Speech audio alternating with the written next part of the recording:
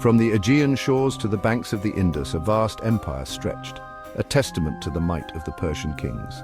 Cyrus the Great, its founder, had forged an empire on tolerance and ambition. His successors, Cambyses and Darius, expanded its borders, inscribing their names in the annals of history. The Persian Empire was a tapestry of cultures, languages, and peoples, all woven together under the banner of the Achaemenid dynasty. Its cities, grand and opulent, stood as beacons of wealth and sophistication, their streets bustling with merchants, artisans, and envoys from distant lands. The Persian army, a disciplined and formidable force, was the bedrock of the empire's power. Composed of soldiers drawn from every corner of the realm, it was a testament to the empire's reach and a symbol of its iron grip on its vast territories. The Immortals, an elite unit clad in gleaming armor, were the emperor's personal guard, their loyalty and fighting prowess unmatched. At its zenith, the Persian Empire seemed invincible, its power and glory destined to last for millennia. Yet even the mightiest of empires are not immune to the passage of time. The vastness of the Persian Empire, once its strength, began to become its undoing. Ruling such a diverse and expansive realm proved increasingly challenging. Communication lines, stretched thin across thousands of miles, made it difficult to maintain control and respond swiftly to uprisings or external threats. The satraps, provincial governors appointed by the emperor, often wielded considerable autonomy, their loyalty to the central authority sometimes wavering. Ambition, like a double-edged sword, cut both ways. It fueled the empire's expansion, but also ignited internal power struggles. Succession crises became increasingly common as rival claimants to the throne vied for power, weakening the empire from within. Court intrigues and conspiracies, whispered in the shadows of the opulent palaces, further eroded the foundations of the empire. The extravagant lifestyles of the Persian elite, a stark contrast to the often harsh realities faced by many of their subjects, created a breeding ground for resentment. As the empire aged, its rulers seemed increasingly detached from the needs and concerns of the common people. The burden of taxation, levied to support the empire's vast military and lavish court, weighed heavily on the populace, fanning the flames of discontent. Across the Aegean Sea, a new power was rising, the Greek city-states. Small and fragmented though they were, the Greeks possessed a fierce spirit of independence and a growing sense of their own cultural identity. Their democratic ideals, a stark contrast to the absolute rule of the Persian emperors, fueled their resistance to Persian expansion. The first clash came in 499 BCE, when the Ionian Greek cities, with Athenian support, revolted against Persian rule. The Ionian revolt, though ultimately crushed, marked a turning point in Greek-Persian relations. It ignited a smoldering resentment that would erupt into open warfare just a few years later. In 492 BCE, Darius I, seeking revenge for Athenian support of the Ionian revolt, launched the first Persian invasion of Greece. However, the Persian fleet was shattered in a storm off Mount Athos, halting the invasion before it could truly begin. 2 years later, Darius launched a second invasion, this time targeting Athens directly. The Persians landed at Marathon, where they were met by a smaller but determined Athenian army. The Battle of Marathon, in 490 BCE, would become one of the most legendary battles in history. Outnumbered but not outmatched, the Athenian hoplites, heavily armed infantrymen, charged the Persian lines with unwavering courage. The Persian army, caught off guard by the ferocity of the Athenian assault, faltered and broke. The defeat at Marathon was a humiliating blow to the Persian Empire, shattering its aura of invincibility. Undeterred by his father's defeat at Marathon, Xerxes I, Darius's son and successor, assembled an enormous army and navy, determined to conquer Greece once and for all. In 480 BCE, the Persian army, said to have numbered in the millions, crossed the Hellespont, a narrow strait separating Europe from Asia. The Greeks, though greatly outnumbered, were determined to resist.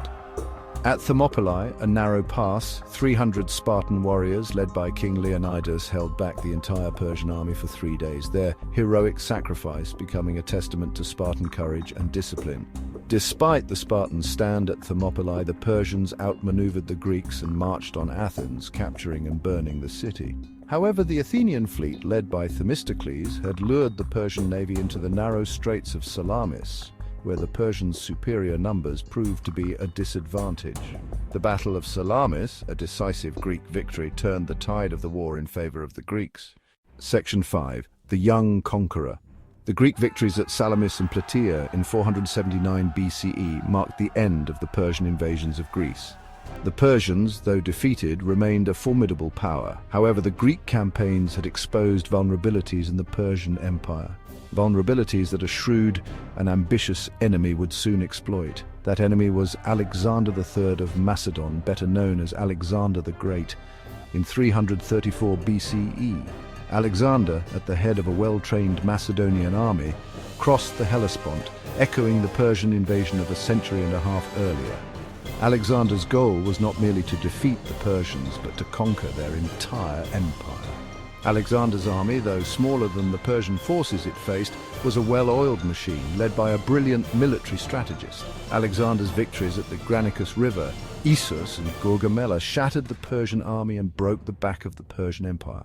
In a lightning campaign lasting just over a decade, Alexander conquered the Persian Empire from Egypt to the Indus River.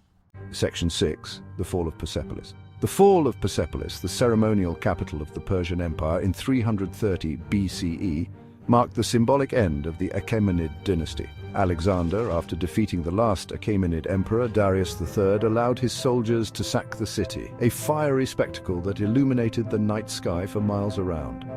The once proud palaces of the Persian kings were reduced to smoldering ruins, a testament to the fleeting nature of power and glory. Alexander's conquest of the Persian Empire marked a turning point in world history. The Achaemenid Empire, which had dominated the Near East for over 2 centuries, was no more. In its place rose a new Hellenistic world, a fusion of Greek and Persian cultures that would shape the course of Western civilization. But the fall of the Persian Empire was not simply a military defeat. It was the culmination of internal weaknesses and external pressures that had been building for decades.